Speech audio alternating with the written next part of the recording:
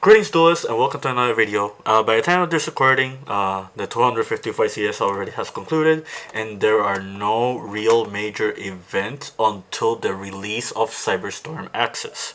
That being said, I'm going to do a very thorough explanation of behind the deck I've been piloting this format. I'm going to explain the ratios. I'm going to explain like the theory behind the deck, the reason for the engines that I'm playing it, and sort of like give a real in-depth like analysis towards what's up with this deck, what's up with this strategy, and what's to come in the future. Um, but yeah, let us begin. As you guys already know, I for the past month I've been playing Adventure Kashtira Scareclaw. Um, the main deck is currently 50 cards. Um, so the first thing is, why am I playing Scareclaw? Why, out of every other deck in the format, like we're in a very open format, why did I choose this deck? The number one reason I chose Scareclaw is because this is a prelude of what's to come with more future Visa Starfrost support. I felt like with the very heavy hits that tier limits have received, um, currently the Scareclaw is the best deck that can pair up with Visa Starfrost at the moment. With the release of Cyberstorm Access, we're going to receive more cards that are going to benefit Visa Starfrost, and we're going to get another archetype that also works with Visa Starfrost. So, that being said, I felt like playing Scareclaw was going to be very beneficial for player knowledge, because in the future we will see this engine in other decks or other strategies. Um, that being said, like that is like the most primordial reason because I chose this archetype. Another reason for this archetype itself is because I felt out of every and any deck in the game, this is like the one archetype that can make the most advantage and the most amount of recursion and like the most like potent ability with like the least amount of resources. You can make the same argument for Sprite, um, or other archetypes like Pure Kashtira, for example. But I liked Scareclaw in the sense that it's very consistent at what the deck does. Like there is very little room for error. I felt like just having one card that you can open out of multiple cards, getting to your engine and getting to your win condition was very strong. Um, and at the same time, I felt like the level of recursion, the level of ability, and the level of innovation you can do with this archetype was enough to warrant its playability. A lot of people write down this deck because they just think like the deck is pretty much just a Rice Heart pass. But as people will figure out later in the future, there's a lot of things you can do with Scareclaw. And it doesn't have to be just like the main deck monsters. We can just pretty much talk about Reichheart and Arrival, because Reichheart and Arrival is going to become a very splashable engine. It's going to be an engine that has a lot of power, a lot of recursion, a lot of ability. Like it's going to give you the ability to link climb. With the aid of Visa Starfrost, it's going to give you the ability to both fusion summon and synchro summon very effectively. It will be powerful enough for you to break boards with them with these cards. So yeah, just having proper knowledge of how these cards work beforehand was pretty much very imperative for me when it came to like piloting this deck. Um, but yeah, like that's pretty much like the introduction to why I chose this archetype. Now I'm going to talk about the engines and the ratios. Um, as you guys already know, I'm maxing out all the main deck names. Um, if you see a lot of Scareclaw lists, you'll notice that they either have one belong cut, or they have like other copies of other names cut, and they just play lesser copies. You'll also see that they're not playing as many copies of Arrival and not as many copies of Phobia. Um, the reason I opted to max out on all the ratios of these cards is because they facilitate the grind game. If we're now in a format where people cannot make the most powerful boards, or if you do make the most powerful boards, there are really good efficient board breaking cards that can deal with those boards. Like the biggest example is Evenly Matched. So you kind of want a strategy that can not only solidify or make a really good board, but you want a strategy that can also play the grind game in the end, in the off chance that they do break your board and they try to like break even with the resources and try to crack back. And I just felt like maxing the ratios of cards that generate a lot of pluses was good enough to warrant the ratios.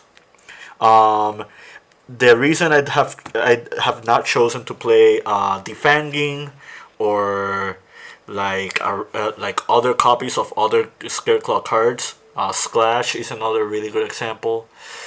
Is because I wanted to be efficient with my decks up with the deck's options, and I didn't want it to rely on cards as multitude of options, and I wanted to avoid having as many dead draws if I couldn't like kickstart my engine. So I opted to only play Twin Saw as my only interruption. You can make the argument to play Splash. You can make the argument playing Defanging because you can play better in two boards going second. You can make the argument to like play like other cards, but I felt like Twin Saw alone was already a good card in itself to just warrant its spot in the main deck alongside the 3 Arrival and the 3 Ray Phobias. Um, but yeah, I just wanted to have an opening hand that it was always playable. So having multitude of these names was not the worst thing in the world, because just having one name alone gets your engine started, and in the off chance that they try to break your board or they try to interrupt you enough times, you have multitude of names and other cards that can help you like keep playing. Um, that's it for the Scareclaw portion. Um, I'll talk about Kashtira. Um, why did I choose to play Kashtira? Why is this my engine of choice and not something else? Um, the main reason is because of the bridge that Scareclaw Kashtira makes between this archetype and the Scareclaw archetype. Just having a card that can have multitude of like functions and be searchable by many different ways and can bridge into your Scareclaw engine felt just warranted like the Kashtira cards in general. The other thing about Kashtira is that the bodies are just big. Like you have very good amount of monsters that don't really heavily rely on your extra deck for you to like play and swing the tempo of the game with your opponent. So I felt like just playing this as your engine was really powerful. Like you can make the argument of Kashtira being like the most powerful engine in the game at the moment. It could be argued upon because you have Runic and you have Branded, um, like as potential engines in the game, and you have like other engines that are just as good. Um, but I felt that with the level of consistency, the level of power, and the ability to not only make boards but even break boards with the Kashtira cards with just so little effort and value, just warranted their spot in the main deck. So far, I haven't had many issues with these at all. The most conflicting card is by far is Rice Heart, and the confliction is not really that heavy. Um, Worst case scenario, you can also just play the deck as a Rice Heart Pass. Like you can turn this deck as another a Rice Heart Pass deck, and a Rice Heart is already a really powerful monster. Like right now, the center of the format is this guy. Um, like another really cool thing about Kashtira as being played as an engine is that if you start playing your game with your Kashtira cards, your opponent will think you're on Kashtira and they'll probably miss side against you or play improperly against you when these cards are just mainly there as an engine. Um, there's a lot of utility with the Kashtira cards as well. Like you can make Big Eye, for example. Like that's really big. I already spoke about a Rise Heart. Um, these cards are also good with recursion. Like if you maintain this on the board, you can pretty much swing the grind game to your favor. Um, but yeah, that's pretty much it for Kashteros. Adventure. Um, for those who already know, um, like Adventure has a really good synergy with Kashtira because none of your monsters, barring from Reichhardt, activate on normal summon. So just having an engine in the game that like can benefit from the adventure package, help push through interruptions. It's good going second. It's good going first because you can summon a card that provides negation. Um, really aids the deck. Um, and I felt like Adventure was just like another really solid engine in the game. Like apart from the aforementioned ones. Um, but yeah, that's it for Adventure. Um, so utility cards. These are the miscellaneous cards that you can fit in. Um, I chose these. The reason I'm playing talents is because um, these are really good at not only fighting against your opponent resources but like contesting them left and right. I don't want to trade resources with my opponent with this deck. I want to capitalize on the resources that they have and the resources that I have because this deck is already really good at amassing advantage with just a few number of cards. So just having cards that help break the board or help it so you can push through, so you can have your one engine card uh, like be playable is already enough to warrant the spot like in the main deck. Um, but yeah, these are not mandatory. This is just like my analogy and my thought like process when it came to playing this deck, and so far it has been beyond successful.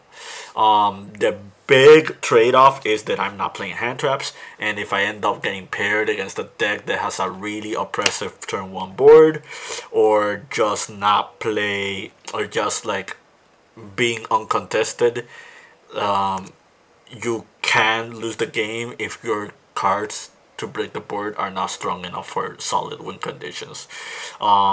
It's also really bad if you're playing against a deck that pretty much has like an alternate win condition. Branded Expulsion, for example. Dark World is another really good example of a deck that you don't want to like have it uncontested going first. Like a few decks like those, if you don't have a strong enough engine, or if they draw or open way better or stronger than you did, is going to be like troublesome. but I felt like the more other outlandish matchups like Sprite and Traptrix and decks that don't have as high as a ceiling and are oppressive in Reliant going first, uh, were just good enough for you to break their boards if you go second.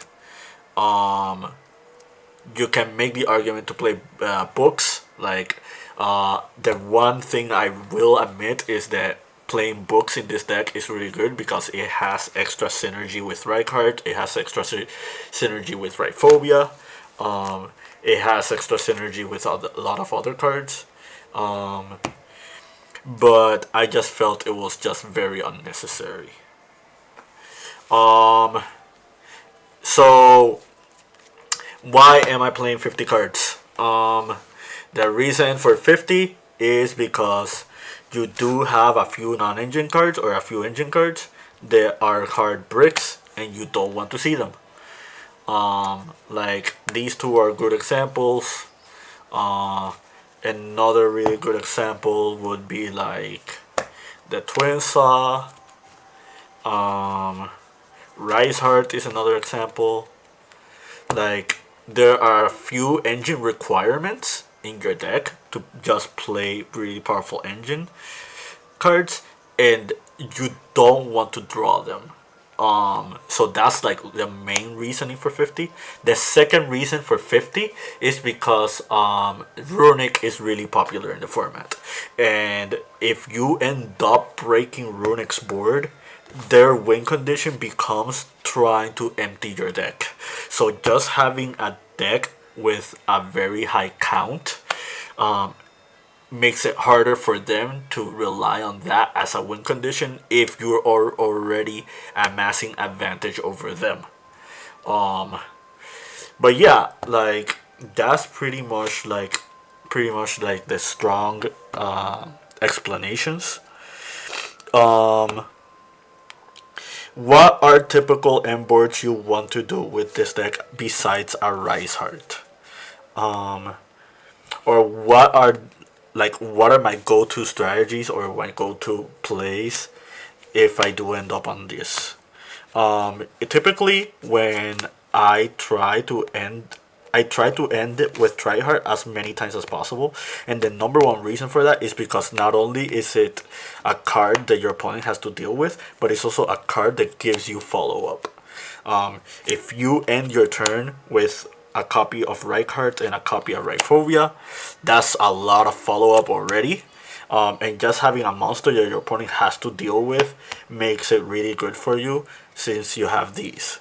Um, like if I have the opportunity and I open Visa Starfrost or I wait into Visa Starfrost while also getting to try Heart, you want to typically end on Baron the Floor as well because it's pretty much just hard negation. But another really cool thing about Baron the Floor is that once you already wasted its effect and already used this negation effect, you can spin it back to your extra deck and then resummon Reichardt, and Reichardt will get you another ad, and like you're pretty much like slowly getting tempo and advantage. That like you resummoning this Reichardt means that you don't have to summon this one, which means that you can save it for a following turn.